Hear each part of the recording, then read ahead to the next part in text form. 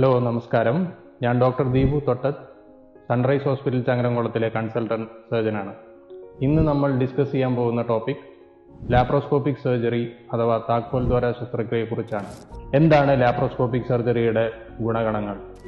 നമ്മൾ ഓപ്പൺ സർജറിയെ വെച്ച് കമ്പയർ ചെയ്യുമ്പോൾ ലാപ്രോസ്കോപ്പിക് സർജറിയിൽ 1/2 സെന്റിമീറ്റർ തൊട്ട് 1 സെന്റിമീറ്റർ വലുപ്പമുള്ള മുറിവുകളിലൂടെയാണ് നമ്മൾ ഓപ്പറേഷൻ ചെയ്യുന്നത്.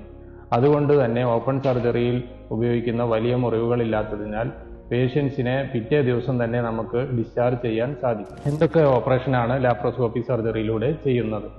മിക്കവാറും ഡേ കെയർ സർജറിയായി നമ്മൾ ചെയ്യുന്നത് അപ്പൻഡിക്സ്, ഗോൾ ബ്ലാഡർ റിമൂവൽ, അതേപോലെ കുടലിറക്കം, ഹെർണിയ തുടങ്ങിയ സർജറി. അതുപോലെ തന്നെ മുറിവുകളുടെ വലിപ്പം വളരെ കുറവായതിനാൽ വേദന വളരെയധികം കുറവായിരിക്കും.